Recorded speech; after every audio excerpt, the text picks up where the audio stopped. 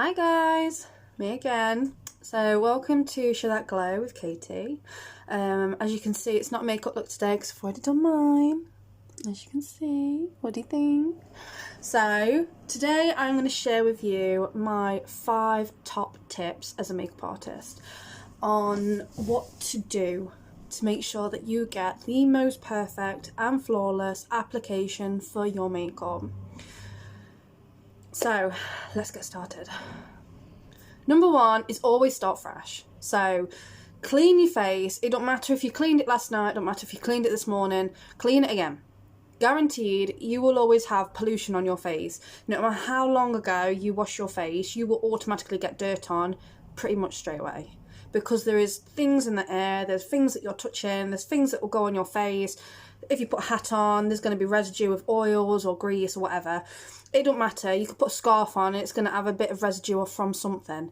You go outside, you've got harmful pollution that's going to attack your face as soon as you go out. So the best thing to do is to make sure that if you're going to do your makeup, do it first thing in the morning if you can. If not, do it during the day. Just wash your face with a quick cleanser. Do a second cleanse if you haven't washed it this morning or previous. And then simply add your moisturiser after you've had your serums and whatnot. Add your moisturiser. I always choose the seaweed just because I have an oily T-zone, so it helps with my oil control. And then always remember a primer. Your primer should be very similar to your foundation. So whatever is the main ingredient for your primer, you should also use for your foundation. So if you have a silicone-based primer like this one, you should have a silicone-based foundation. If you have a water-based primer, you should have a water-based foundation. If you have an oil-based primer, oil-based foundation, and so on. So that is how to get the most perfect canvas. So you are literally starting with a clean slate. It's fresh, it's clean, it's moisturised, and it's primed. Done, ready to go. Ready to put that product on, and it will stick a lot better as well. So, number 2. Eyes. So always start with your eyes first. I always start with my eyes. All you got to do, put a little bit of concealer, make sure that your eyes are clean, the area is clean, and you've primed, and then put a bit of concealer on, or primer, and add your shadow. This stops any sort of fallout from your makeup from getting onto your cheeks, because as you apply eyeshadow, a bit of residue will leave the brush and it will flake onto the skin. When it does that, obviously, even like eyeshadow, if you apply eyeshadow and you do like a little squiggle and you're like, oh no, I sneezed, or oh no, that's blurred and I need to well, anyway, you can wipe that all away. You can edit it. You can literally edit your face. If you start with your eyes first, it is so much easier, because then that way you can clean up any messes, any mistakes, and then you can go back to it and then do foundation after, and you will have a more flawless look. I always start with my eyes first. It's the number 1 go-to that I always do. Always start with my eyes. My eyes are the focus point, and I always try to make sure that I base my look around them as well.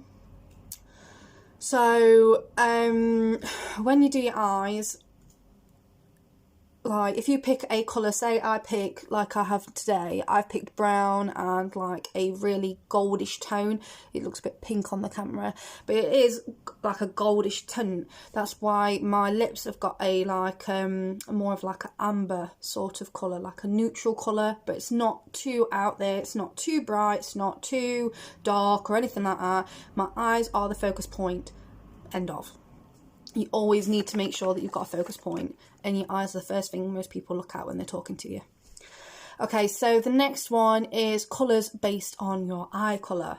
So automatically I tend to go for more browns, more darker looks, just because I think it suits my eyes a lot more. I have really green eyes. So as you can see, my eyes are quite a warm green, and because I have warm green eyes and I'm more of a darker eye colour, darker shades will look better on me. If I add a bright pink or bright blue shade, it probably isn't going to look as good as somebody who's got really light toned eyes. So if you have practically like bright grey eyes or bright blue eyes, you are going to look a lot better with brighter colours. It just does. I don't know why, it just does. You have darker eyes, like a warmer tone, so like browns, amber or greens. You are going to look a lot nicer with the dark tones because your eyes will really pop. With the lighter colours and the cooler tone eyes, you will get more of a pop, but it will also make your eyes look bigger, which is fabulous, and I always use it. I always tend to ask people who ask me to do their makeup, I say, right, what eye colour have you got? Because some people have photos with filters on Facebook, so I'm not going to be able to identify their eye colour properly if it's got a filter on and it's changed their eye colour. So always base it on your eye colour if you want to have the most perfect makeup. That's what I base it off. I always base it off that. Yes, have a bit of a light colour on your lid and then dark around, or if you're wanting, if you've got cooler eyes, so blue, grey, or you know, whatever, always do a lighter tone. So make it really bright, make it really shiny, make it really glittery, make it pop, shimmer, everything, because it's going to look banging. Okay, so number 4, always include your brows, because your brows are literally the thing that shows emotion. You're angry, you're happy, you're inquisitive. You know, your eyebrows are something that shows expression. So when you're showing your expression, make sure that they are bold, because girl or boy, you freaking need to show your emotions. I don't care what anybody says. I don't care if anyone says, oh, you need to hide them, lock them in your freaking head. It don't matter. Nobody needs to know. No one cares. I freaking care. You should care too. So show your freaking emotions off. Get them brows sorted, whether you're just grooming them or filling them out or extending them. Make sure you get a really good brow filler that you are happy with, whether it's gel, powder, pencil, doesn't matter. I always use a powder for mine just because I think it's a lot easier. I can control exactly what I'm doing. With a pencil, I can't get that really perfect thin line. With a gel, I think it's too thick for my eyebrows. I have really thick eyebrows normally, and I have to normally pluck them or get them done. And I'm not going to lie, most of the time I shave them just because it's easier. I shouldn't, because it will damage my skin. But I am a real I'm one of them that likes the shortcuts. But when it comes to clients, I do not do shortcuts. Don't get me wrong, I don't do shortcuts. Okay, so last but not least, number 5. Moisturise your lips. So when you're doing your makeup, just before you put your first even bit of foundation on, or concealer or eyeshadow or anything, put lip balm on your lips. I always use the Born Lippy from Body Shop. This is watermelon, and it's really cute, and it's a really nice pastel peachy colour, but when it goes on, it's very clear, so you can't see any colour, but it automatically soaks into my lips and it leaves my lips lovely and glossy, and it's just, ooh, smells beautiful. So also, when you do your lips, before you apply a lip balm, if you have one, use a lip scrub. If you don't have a lip scrub, simply buy 2 of these and add a bit of sugar into one of them. And all you've got to do is put a bit of sugar in, mix it up with a spoon, or even just get half of that, put it in a little sample pot, and then add some sugar, mix it up, and you've got your own sugar scrub.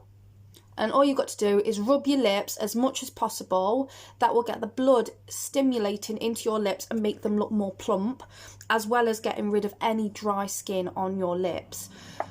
Then moisturise. After you've wiped that off, moisturise with a lip balm or a lip gloss, and really soak it in, really rub it in, and make sure that your lips have got as much moisture as possible, because your lips are also a focus point. So when you're talking to somebody, most people tend to look at the lips as well as the eyes. The eyes will be the first thing that they look at. Next thing that they'll look at is the mouth. So if you want to make sure that your lips look smooth and pristine for your application, make sure that you moisturise beforehand. It will also give you a smooth application. So, thank you very much for joining me. I hope you all enjoyed the video. It is a short one today, and I hope you all enjoyed it. I had a lovely birthday, by the way, yesterday, so thank you everybody that wished me a happy birthday. I will be doing another video soon. I am in my daughter's bedroom again, so shh. But thank you very much, and as always, be happy, smile, look after you, and love yourself, because you are freaking beautiful. Okay? Okay, I'll see you in bed.